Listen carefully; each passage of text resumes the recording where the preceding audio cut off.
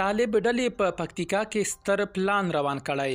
هغه کار چې کرزي او غني ونه شو کړی اوس ورته طالبانو ملا تړلې. دا چې پکتیکاوال څه وایي په دې ویډیو کې را سره کتلی شئ. پتمنو لیدونکو ستړي مه شئ. پکتیکا کې د مرکز ښرنې ښار ماسټر پلان د پلي کېدو عملي چارې پیل شوې.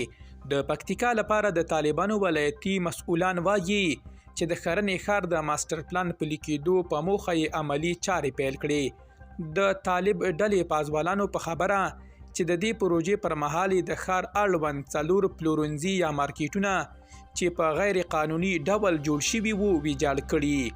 پکتیکا لپاره د طالبانو د کور او ښار جوړونې مشر د پرانستې په مراسمو کې وویل چې هغه رغنیزې ودانۍ چې د ماسټر پلان د نقشې خلاف جوړې شوې وي څښتنانو ته به یې په بدل کې ځانګړې شوې ځمکې ورکول کیږي.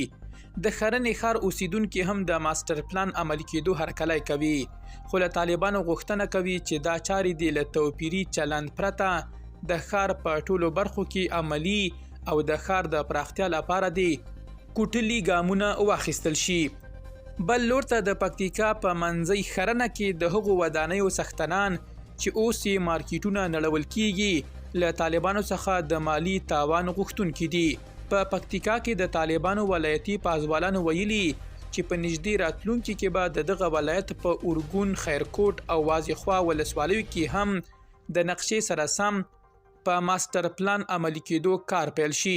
په ورته مهال بیا د پکتیکا د طالبانو لخوا ویل شوي چې پرون یې په ښرنې ښار کې د 10 میلیونه افغانیو په ارزښت د لارو د رغونې کارونه هم پیل کړل چې وټه-ایز یا مالي لګښت یې د ښاروالۍ څانګې لخوا ورکول کیږي.